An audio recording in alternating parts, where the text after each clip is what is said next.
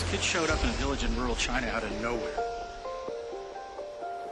Hasn't said a word since we found him. No ID, no passport. The name Jacob is written in pen on the inside collar of his jersey. Jacob? I'm Agent J. Martin Bellamy. You can call me Marty.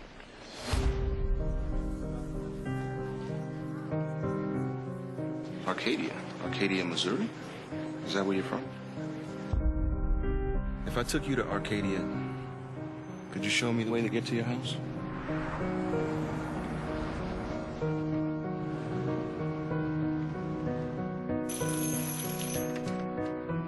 Mr. Langston? What's this about? Did your son go missing, sir? Why? I haven't. He's okay. My son died 32 years ago. Hello there. What's running green and goes a million miles per hour? Frog in a blender. Daddy!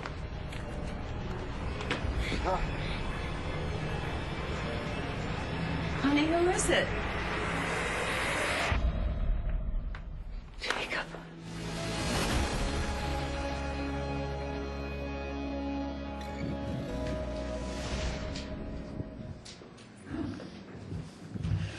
All right, let me ask you a question. How many of you have ever lost a loved one? Probably all of us at some point in time in our lives, one way or another. Let me ask you another question. How many of you have lost yourself at one time or another? Yeah, okay, probably everybody's done that as well. That's kind of one of those things that happens in life sometimes, and you know what? It's really interesting. Let me just welcome you to week number 1 of our 2-part Easter series called Resurrection. I'm just going to call it simply Resurrection because that's kind of what we're going to be talking about a little bit. And in this short 2-part series, what we're going to be talking about actually is finding ourselves again, discovering, rediscovering that fire in life that maybe we once had and we maybe lost it somewhere along the way, and how we can begin life again and begin to live life to the fullest. Because there are some things in our lives, I think, that specifically keep us from being able to live life to the fullest. And so what we want to do is talk about some of those things today and next week, about how we can regain that fire that we once had. Let me just tell you that we're live here in El Paso campus, here at GraceLife.tv, and we just want to welcome all of you who are here, as well as those who are joining us online. I think we may still have some people that are ordering DVDs since they don't have internet service and those kind of things, but we got folks all over the United States as well as all over the world that are viewing us. So just welcome. We're just glad that you're with us today. So today we're going to begin to look at a very well-known Bible character, and we're going to be kind of studying his life a little bit, looking at some of the things in his life that have probably a direct connection to who we are and the lives that we live, and maybe why we have lost some of the fire in our lives and those kind of things. A Bible character who really struggled with a deep sense of failure over a particular sin that he had committed that he thought that God would never, ever be able to forgive him for, that Jesus would never be able to forgive him for.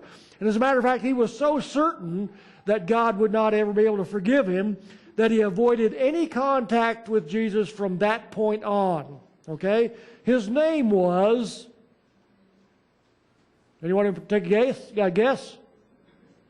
Peter. His name was Peter. Okay? Let me ask you this question then. As we begin to look at Peter's life, how many of you have ever really messed up at some point in time in your life? I mean, maybe you said something to your best friend that put a rift between you. Maybe you did something to somebody, or they thought you did something to them, and it has just really ruined things in your life. Maybe you do, but I want to talk specifically about maybe something that you have done or said to someone that has just kind of put a rift in your relationship, maybe totally ruined your relationship. And, it's taken an entire lifetime to try to outlive whatever it was that you did. And even though you would never divulge that particular information to anyone, ever, that's the instance I'm talking about. You all probably have one of those in your lifetime where you did something or you said something that was so terrible that you don't ever want anyone to ever know about it, Maybe even the person you did it to or said it to has died since then, but you still would never ever tell anyone about it. And yet there are still times in your mind and in your life when it is as fresh as the day that it happened. You know what I'm talking about, don't you? I've got one of those times in my life. Nobody will ever know about it. I'm not ever going to tell anybody about it. It's one of those things that, you just kind of live with, and it's just so embarrassing to me that, it's one of those things that that in my human mind I would say that if anybody else ever found out about it, they would cease to be my friend as well. One of those kind of things, I know your mind is wandering. So, what in the world did he do? Don't do that, because we've all done that, right? We've all done that. It wasn't anything immoral or illegal. It was just one of those things that I said one time that was just really, really, really stupid to somebody, Okay. So for those of you who may already know Peter's story, or at least a portion of Peter's story, or know something about Peter, you know that Peter is the one who really messed up big time. So big, in fact, that if someone were to do to you today what Peter did to Jesus, you would probably never trust them again, ever. Okay? Especially in like a military situation or a close friendship situation. If somebody did this to what Peter did to Jesus, you probably would never trust them again. You'd say that is the greatest sin that you could possibly commit. So let's begin by looking at who Peter was as an individual, what his character was like, what his commitment was like to Jesus, and toward Jesus especially, but toward everyone that he loved and cherished in his life. The fact is, when we read about Peter in the Bible, we find that he's a pretty strong character, You get the definite impression that he is such a strong character and such an outspoken person that, he just said whatever was on his mind. But we also, with Peter, we also find out he's the kind of guy that has the brawn to back it up. You know what I'm saying? He can kind of say what he wants to because, he's not afraid to open his mouth and say what he thinks because he's not afraid of defending himself. He's not afraid of what anybody else says. He's got the brawn to back it up. As a matter of fact, many times during the 3.5 years that Peter spent with Jesus, he often opened his mouth and he inserted his foot and rotated briskly, if you know what I mean. He did that quite often, seems like. Even though that seemed to happen a lot, Peter didn't seem to care about what anybody else thought. He was going to speak his mind, do what he thought was best, even if it wasn't the most popular or even the safest thing to do at the time. As a matter of fact, you'll probably remember that Peter was the guy who drew his concealed carry weapon in the garden when they came to arrest Jesus and tried to cut off that soldier's head. He missed and got his ear. I don't think it was Peter's aim. I think it was the soldier had enough, reflex to dodge the bullet and just got his ear instead of lopping his head off. Of course, you remember that Jesus took the ear and put it back on and healed the guy right there on the spot. But, I'd have to say that if there was ever a disciple that was totally committed to Jesus, if there was ever a person who would go the extra mile to do what had to be done, to be the unpopular person if that's what it took, or even to put his life on the line for his friends, it was Peter. Peter was that guy. In a lot of ways, I would like to be Peter, even though he was in trouble a lot and said a lot of stupid things and those kind of things, But yet, what we'll see in a moment, when it came to the most critical time in Peter's entire life to take a stand for Jesus, he peed in his pants. He did. Well, maybe not literally. Of course, we don't know that. That's not recorded for us.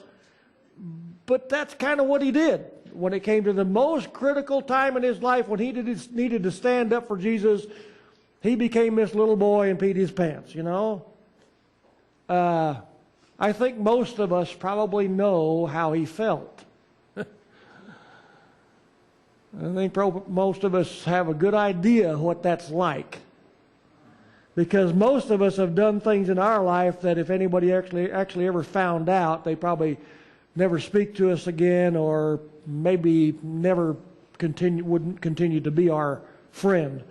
So the question is, since I think that most, if not all of us, deal with some kind of failure in our life in that way, maybe a lot of failures in our life in that way, the question is, how do you get past that failure? Maybe you're the only one that knows it now, right? Maybe you've moved away, and the people that were involved in that whatever situation are not even around anymore. So you're the only one that even knows about it where you live. Yet you're still having trouble getting past that. How do you get past that failure? How do you go from those feelings of total unfaithfulness to being able to hold your head up again and walk out in public not being ashamed, of yourself in one way or another? Actually, that journey begins with total despair, I believe. That when you've kind of lost all hope of ever being able to outlive it or live past it or whatever the case might be, I think that journey begins with this total despair. And that journey generally takes a very predictable course. From resignation, be the first one, to investigation, to revelation. And I say resignation because we come to the place where we kind of resign ourselves to the fact that that's just the way things are. And we learn to live with it, we think. Okay? So I've said many times before, if you're at the point in your time in life where you think God could never use you again, you're actually in a really good place. Because that's the point of despair, and you've kind of gotten to that resignation place where you've kind of resigned yourself to that fact, and you're going to just go, okay, that's the way it is, It is what it is. We do that with a lot of things in life, and I think we have to in a lot of ways. But I don't believe that's what God is like. And I don't think that's what we have to feel about ourselves either. So let's look at Peter's story in a little more detail. And, it's now been, and we're going to go run past the 3.5 years that he spent with Jesus. It's now been 3.5 years since he has been with Jesus. And, ate with Jesus and talked with Jesus and walked down the road with Jesus. He's fought with Jesus. He's fought for Jesus. He's learned a lot about life from Jesus. He was patted on the back by Jesus several times. He was kicked in the butt by Jesus several times. As a matter of fact, at one point in time, Peter was even told by Jesus, he told Peter, "Get behind me, Satan," right? He said, because there's a problem. You're just Satan in Peter's clothes at this point in time because of something that Peter had said. However, the one thing that Peter had never done before was to ever walk away from Jesus or to fail to protect him or his closest friends. If it came to a battle, Peter was there. He had never failed to do that. Never. He was always there in the thick of things, doing what had to be done. Okay, so let's jump ahead again, and it's now then what we're going to pick up the story, Peter's story, right after what we now know, or what we now call the Last Supper, which is right before the crucifixion week and all those things that happened, right? It's the point in time, that Last Supper is the point in time where Judas had shown himself to be the one who was going to literally betray Jesus as the enemy, and now as they're going out, that's all happened, and now the disciples, everybody has gotten up from the table. They've had their fill. They know who Judas is. Judas has already left. They're getting up and they're leaving the room. It's not very hard to imagine how these guys must have felt at that point in time. They learned who Judas is. They know that Judas is going to betray Jesus. So as they're getting up from the dinner table and they're going out to enjoy the night air, I figure they're probably pretty much on edge. I think they've got their eyes open. They're a little bit jumpy, expecting some kind of fight. Because, after realizing that Judas was going to go out and betray Jesus as the enemy, they probably had got themselves on high alert. And rightly so. Remember, soldiers showed up in the garden, and Peter drew his concealed carry weapon and tried to cut off that soldier's head. So they were on high alert. Now Matthew 26:30 tells us that after singing a hymn, which is literally translated as a song of praise to God, they went out to the Mount of Olives. That's where they headed to. And as they were enjoying that air, Jesus suddenly blurts out this thing and says, that probably seemed more like a betrayal of his trust than a statement of their belief and their commitment to him. Because here's what he said. He says, "You will all fall away because of me this night." It'll happen tonight. This is going to happen tonight. You're all going to fall away. You're all going to run. And I will strike down the shepherd, and the sheep will scatter. Right? And it seems that Peter wasn't about to back down. Jesus said, "All of you," and I've said many times before, all means all, and that's all that it means. Jesus meant all of them.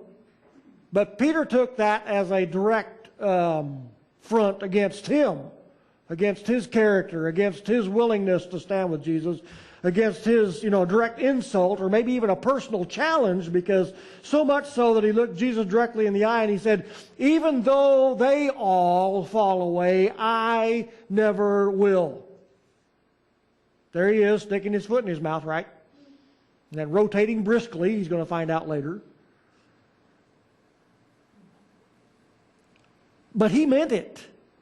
Don't miss the fact that he meant it. He was serious about that. He intended to carry through with his... Jesus said, "You'll all fall away." He said, "I don't care if everybody else does. I will not, ever." And I think he meant it. And so Jesus turned to him and said, "Listen, I got to tell you that, I'm telling you the truth. This very night before the rooster crows, you will deny me 3 times.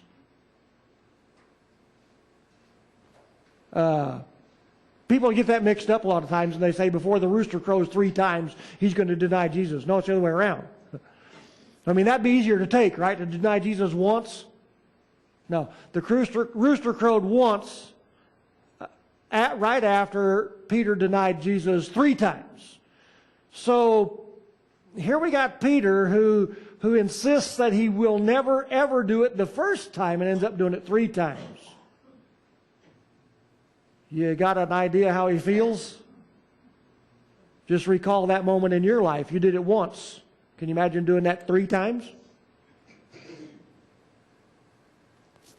So even though most people remember Peter for his denial of Jesus, you got to give Peter credit, because he's the only one who followed Jesus to the mock trial and then waited outside in the courtyard. He's the only one that did that. All the other disciples ran off.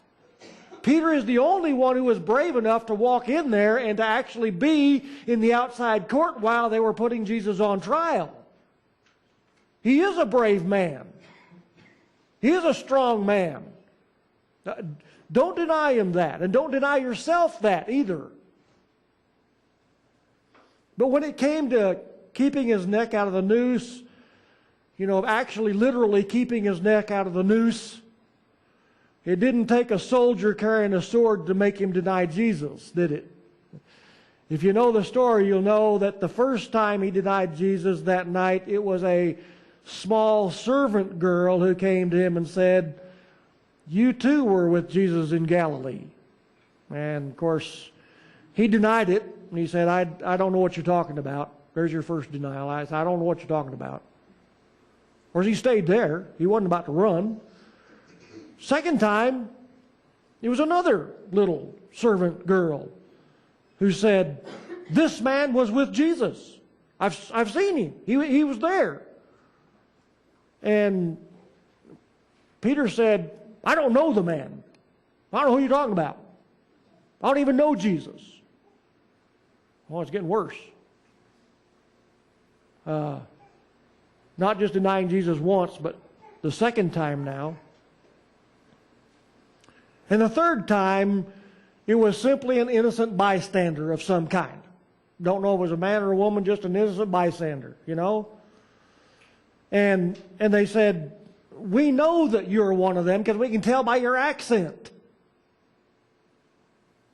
I get people ask me all the time, are you from Texas? Well, now I am, yeah. Didn't used to be. Most of my life I spent in New Mexico, but everybody thought I was from Texas. And I can tell, you can tell probably, people that come from like Minnesota or North Dakota or up in that part of the country, I can recognize that. They have a different accent altogether. It's a real kind of interesting kind of an accent, you know. It kind of reminds me of Laura De La O. She's moved away since, but she's a Hispanic lady from Mexico. I'll say she's Mexican. She's directly from Mexico, and learned how to speak English. She is also a court reporter, Spanish, to interpret Spanish, you know, in the court systems. And there was one year, some years ago, that she was teaching this. I think it was Japanese family that came over here, couldn't speak English. So here's Laura with this really heavy Spanish accent in her English teaching Japanese people how to speak English. Can you imagine what that would sound like? Wow. It's funny to think about. I never did hear him. I have no idea, but it had to be pretty good. You know, it had to be pretty good. So they recognized this innocent bystander, recognized Peter and said, I can tell by your accent, you're a Galilean, you're with Jesus. And at that point, you know, Peter just didn't say, well, I don't know him, and, you know, I don't know what you're talking about. He actually began to cuss and to swear and say, damn it, I told you I don't know what the hell you're talking about, right? Well, actually, I think it was a lot worse than that. Y'all might be offended if I use the words that I think Peter used, so I'm going to avoid that. And I think the Bible avoids it for that purpose as well.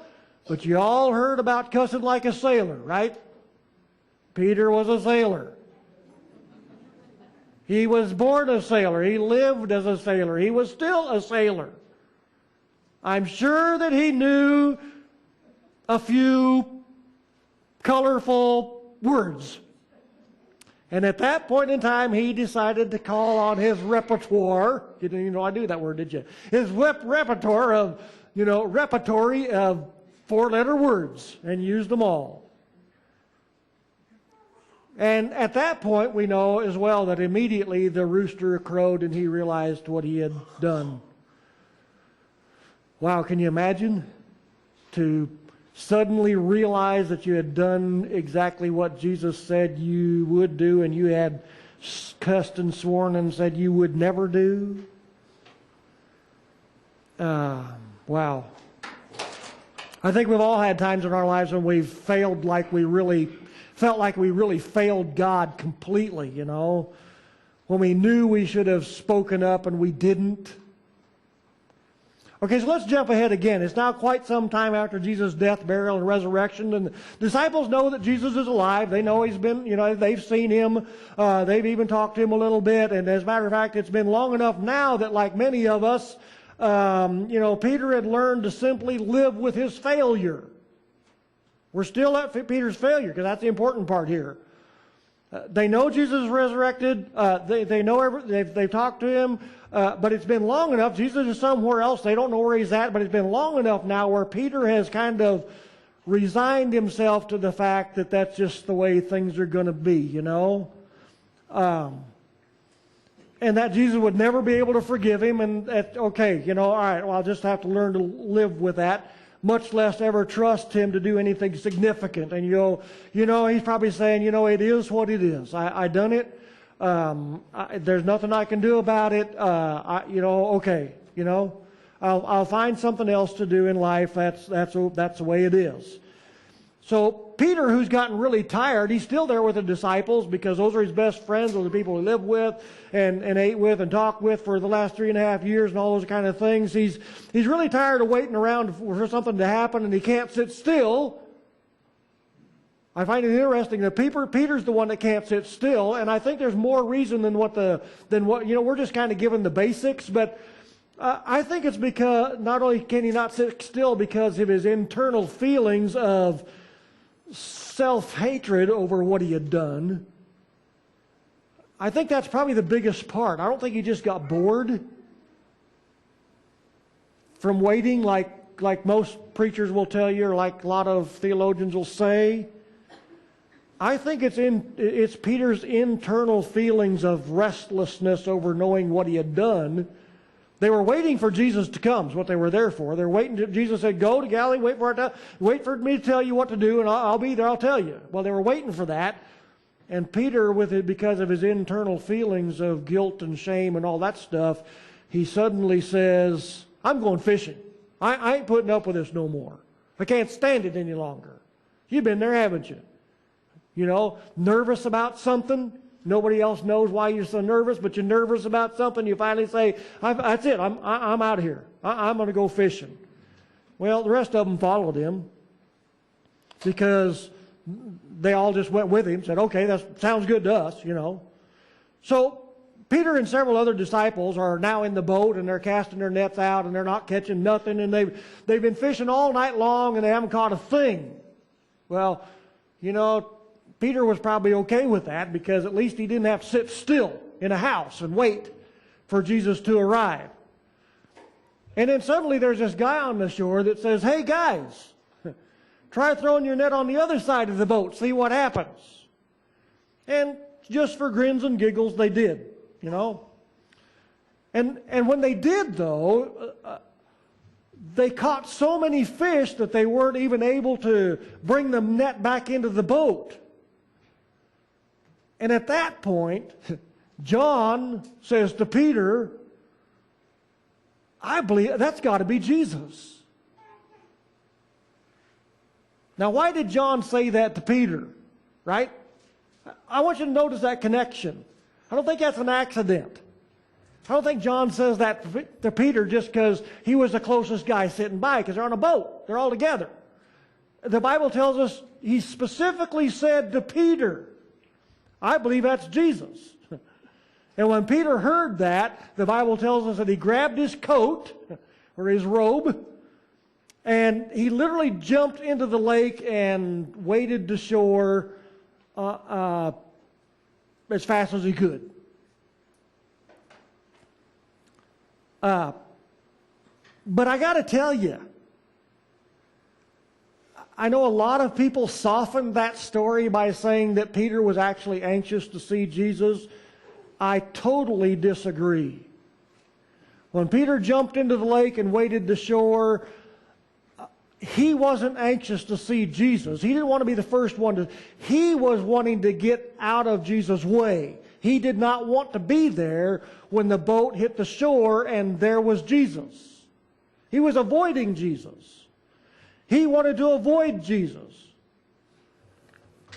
So this on our journey then, the second step in our journey from, you know, feelings of faithlessness to being faith-filled, investigation is the next step.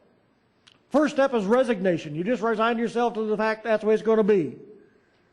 Then you begin to investigate things. You investigate, and our investigation may not be as visible as we'd like to think that it is, because at this point, see, Peter simply sits by the fire. Jesus had a fire going, got some fish ready, and they were going like that. And Peter was just simply there by the fire. He came in after they got all that stuff done, and he's quietly eating his fish, and he's taking everything in that's going on. He's listening to the conversation, but he ain't saying nothing. He's just sitting there. You know, I think it's kind of interesting, kind of cool, actually, that maybe that's why some of you are here today. I fully understand when people come in and sit in the back row and leave early. I do. That's cool. I am cool with that. I don't have a problem with that. That's Peter. Peter comes in, sits in the back row, and he's quiet. He just kind of takes things in, kind of just hangs out, you know. Doesn't want to be, you know, like coming into church, don't want to be bothered. I've done that. I've done that many times. Go in the back of the church, don't want to be bothered, don't want anybody to know your name, don't want anybody to know who you are. Just want to sit there, take it all in, and leave. Well, Peter knows exactly how you feel. So I'm going to tell you again that That's cool. That's cool. If you're that person, you just sit back, relax, and take it all in. That's good. Because Jesus will come to you and He will speak to you personally. He'll do that. You just sit back, you relax, you take it all in. Don't feel any compunction whatsoever to do anything particular. You don't have to dress right. You don't have to act right. You don't even say anything right. You don't have to say anything at all. Sit down, take it in, leave. That's cool. Because you know and I know God's working on your heart, and that's cool. Same with Peter. Same with Peter. You're a Peter. Which brings us to the third and final phase of this journey, which is revelation.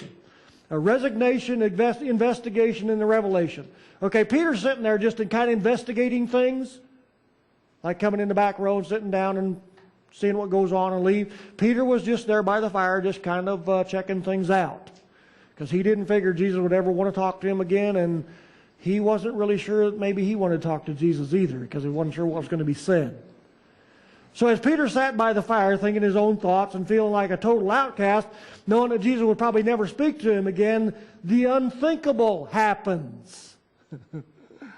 Something Peter never expected. Jesus walks over to Peter and He says, "Peter, do you love me?" Wow, talk about cutting you to the heart, huh? Whew. And Peter says, "Lord, you know I love you." Like a brother. And Jesus says, "Feed my lambs." In other words, Jesus reveals His true identity to Peter. In other words, what I want you to hear, listen. What Jesus is saying to Peter is this: I already know what's in your heart. I already know what your heart is like, Peter. I already know what your heart is like. I already know that you've made some pretty big mistakes in your life. But Jesus is basically saying to him, you're not alone, dude. Everybody does. I know you think your mistake is bigger than anybody else's. It's not. It's not. You think it is, and you think everybody else will think it is. It's not. Especially with God, it's not. So Jesus says, listen, Peter, no matter how big you think your mistake is, no matter how big a deal you think that was, it is never so big that I would ever stop loving you or ever change my opinion about you. That's what's happening here. Jesus is going to Peter. He's not waiting. Jesus isn't waiting for Peter to come to him and say, "Oh, Lord, I am so sorry. I didn't mean to do that. I would never do it." And Jesus, yeah, right. You did it the first time. Wouldn't you do it again? No, He doesn't wait for that. Jesus goes to Peter and says, listen, I know where you're at. It's okay. Everybody has one of those times in their life. At least one. You've got 3 now. Plus all the other things He did in the past. And Jesus says, listen, there's nothing you could ever do to make me stop loving you or to change my opinion of who you are. I love you for who you are, and that's good enough. You see, it's never so bad. Whatever it is that you've done in life is never so bad that it can keep you from being dangerously successful, wildly happy in doing what God has created you to do, whatever that is. Nothing you have done in your life can keep you from that. I'm going to tell you that some of you need to walk out of your past. And you need to walk away from the mistakes that you've made in your life and simply step into the present, understanding and realizing and knowing that God ain't holding that against you. If God was going to hold anything against anybody, it would be Peter. Because Peter swore. He said, I will never deny you. And that denied Him 3 times. And on the 3rd time, he used his sailor language to do it with. Right? His best friend ever.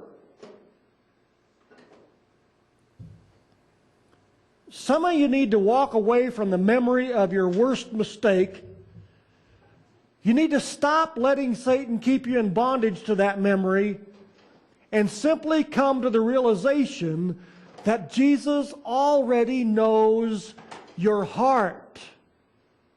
You thought I was going to say your mistakes, didn't I? No. No, Jesus already knows your heart, not your mistakes, not your sins.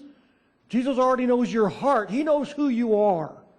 And He knows those were things that it happens. We do stuff that we're eternally embarrassed about. And Jesus already knows that you love Him and you want to serve Him. So what you need to hear is that you need to hear Jesus saying to you today, like Peter did, feed my lambs. Do what God has called you to do. You know what God has called you to do. Do that. You need to simply step out and do whatever it is that you love to do to glorify Jesus in your life. You know, because that's the only place you can do it. Whatever it is that you love to do in your life, that's who God has created you to be. And if you'll do that, God will glorify Himself in you. You know what? God's awesome. He's not holding that stuff against us. If He didn't hold it against Peter, why would He hold it against us? As a matter of fact, He goes to Peter and says, Peter, you got it all wrong. I'm looking at your heart, not your failures. I know who you are. I know who I've created you to be. And as you do that, you will soon discover that you have suddenly moved from faithlessness to being faith-filled in your walk with God. Because God knows your heart, not your failures. And He wants to bless your life. But you know what? You've got to step out of that past and realize that He's already forgiven all that stuff. Do you find Peter going into confession booth or confessing all of his sins to Jesus and all that? No, Jesus never even asked him that question. He said, I want you to understand, I'm going to draw out of you what your heart is like. And he did. And then he said, that's the person I know you are. Forget about the failures. Walk on from there. And as we do that, we can be true warriors in God's kingdom. Because the Lord is a warrior. The Lord is His name. He is our leader. Lord bless you all. Amen. Give God a hand.